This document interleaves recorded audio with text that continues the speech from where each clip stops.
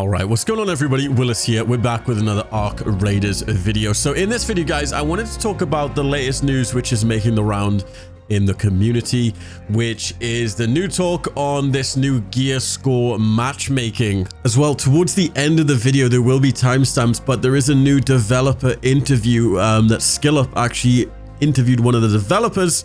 So if you want to check that, it's the little shorter version where it's got like everything they talked about.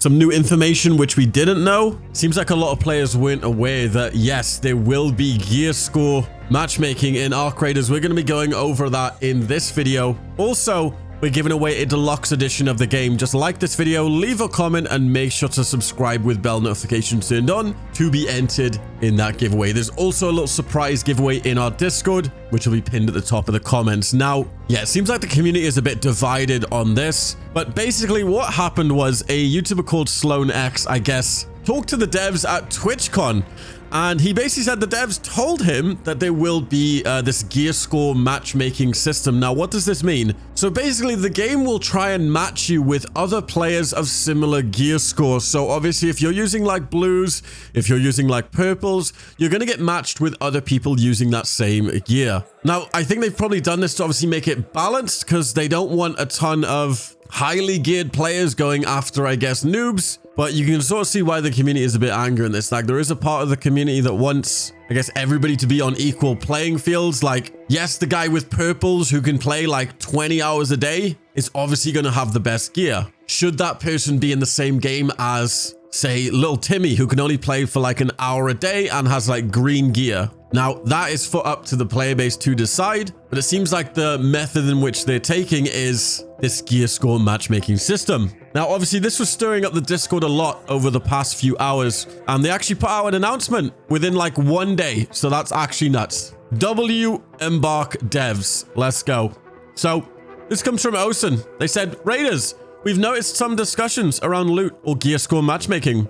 While it is true that the team has previously evaluated loot/gear based as well as other types of matchmaking principles, right now the focus is on maintaining the split between solos and squads to keep those groups on an even playing field whenever possible. After launch, we will continue to monitor how things go. The team is determined to ensure the players have high quality rounds that are varied and interesting, but fair. Notice that last part, but fair. So they obviously think this is the best way to make things fair, is the gear score matchmaking. Now, what people don't realize is this was pretty much already probably implemented on the server slam stress tests.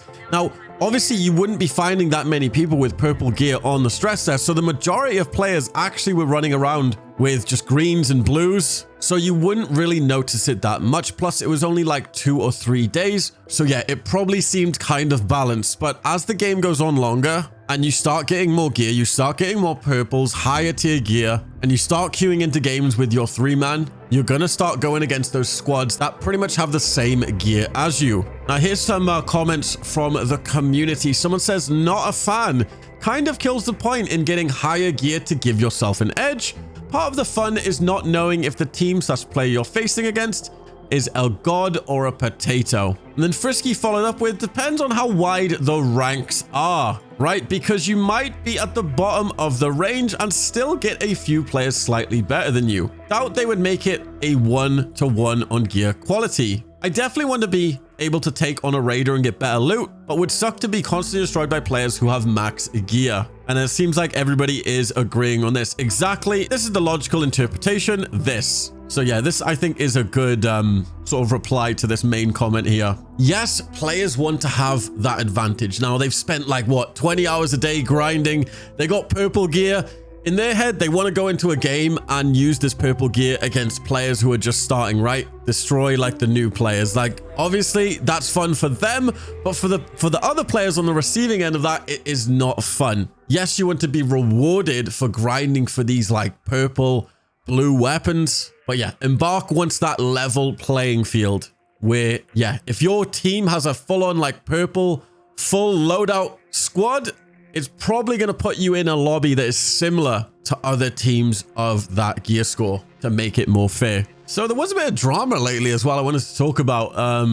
the community. So there was actually a tweet from a Arc Raiders news account that was actually posted. I saw this myself. I kind of thought it was a bit wild. I can't lie. Speaking on them feeling hurt by Embark not noticing and claiming that Embark doesn't make an effort to notice the community unless the person in question is a big name. I wanted to share some thoughts on this. Thread continued. Long story short, there was a tweet that was put out saying, oh, Embark only notices bigger creators, blah, blah, blah. And yeah, you got to understand as well, Embark probably can't reply to every single creator, every single social media news account for the game. We get it. You probably have a ton of followers. We get it. You probably deserve them to reply to you. But in the reality of things, they probably just haven't seen you or know about you. But yeah, the two logged-in readers, Embark is a great company that has always treated me like family, and they have a good amount of community initiatives to show appreciation to players / community outside the game. Saved you some time. There you go. Yeah, I don't really have any bad things to say about Embark. Love to know what you guys think. Maybe they're watching this video, so maybe they can read the comments and get some feedback and stuff. Maybe this is your opportunity to put some feedback in the comments that they could read. As well, thumbs up any stuff in the comments you would like them to see if they do potentially see this video, like I said. All right, so we got some new developer info as well. Credit to SkillUp. He actually managed to get an interview with one of the developers from Embark, and they basically had a little quick interview talking about, I guess, the plan for the game, the Server Slam results, the game scope, development philosophy, a bit of talks about Bungie's marathon as well, the transition from PvE to PvP, all that good stuff. I'm going to put some timestamps for this because this segment might be a bit long, but they give us some really cool new info, which is pretty awesome. So let's just give you guys the little too long didn't read for the interview. And yeah, let's start off with the Server Slam results and goals. So obviously, the Server Slam was both a technical stress test and a public hands-on opportunity. It focused on one map to test the early game flow, stability, and onboarding. And they mentioned that around 10 to 15% of the total game's content was actually available in this test. So that shows you how much of the game we didn't even have. The feedback was very positive with high engagement and solid performance data. They wanted to test matchmaking, progression pacing, and how players interacted with the extraction systems. Onto the game scope. So the launch version will include 4 maps, each with dynamic weather and condition variants. You've got the night raids, the electromagnetic storms, if you guys have ever been in those, etc. The full game includes deeper progression, quests, and enemy variety, far beyond what was in the test, apparently. Onto their development philosophy. Now, Grondal emphasized Embark's focus on player expression and immersion. They want Arc Raiders to feel system-driven, every encounter shaped by physics, movement, and environmental interactions. The team is highly iterative, testing builds internally every day to refine balance and performance. Onto inspiration and comparisons. Now, the team actually discussed inspirations like Marathon, Tarkov, and The Division, but noted Arc Raiders aims to blend extraction gameplay with a unique visual identity and traversal system. The movement and retro-futuristic world were central to making it stand apart from other extraction games. And then on to their little talks about Bungie's marathon. Obviously, you know, Bungie had a crack at making a extraction shooter. It's not going very well right now, so let's see what they think of that. Because when asked about Bungie's marathon, Grondal said they welcome the competition. He sees marathon's return as validation that extraction shooters are the next big trend, but Embark's approach is more sandbox and physics driven, not just about looting and escaping. Now talks about the transition from PvE to PvPvE. Initially, Arc Raiders was a PvE game. If you guys didn't know, it was just PvE. But Embark decided the experience needed more tension, unpredictability, and replayability. They learned that the PvPvE allowed for more emergent gameplay and made each session feel unique. Can confirm, it feels amazing. Next, we got the technical and design notes. They have a massive focus on netcode stability, anti-cheat, and server synchronization.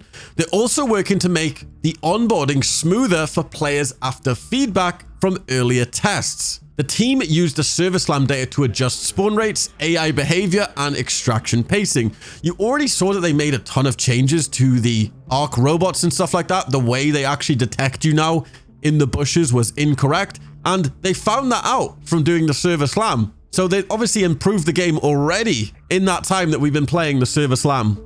Next, the team and studio culture. Now, Embark operates with small teams that iterate fast without heavy bureaucracy. They use automation and AI-assisted tools to speed up testing and iteration. And yeah, just a full-on, just nice interview with new information, which we probably didn't know. The dev was open and optimistic, acknowledging the pressure, but confident about the direction. He hinted that Arc Raiders next beta. But yeah, super exciting, guys. I'm honestly super excited for Arc Raiders future. Hopefully it pops off. Hopefully it becomes one of the biggest games of the year, because it's definitely one of the most fun games, at least I've played this year. But I hope you guys enjoyed the video. If you did and you want to go back and check out more stuff, there will be timestamps if you did miss anything. Don't forget to leave a like on this video, guys. Leave a comment. Make sure to subscribe, as it will enter you into that deluxe edition giveaway. We'll be announcing winners over on the Discord as well. There is a bonus giveaway on the Discord as well to anyone that joins. Have a fantastic day, guys, and I'll see you in my next video. Peace.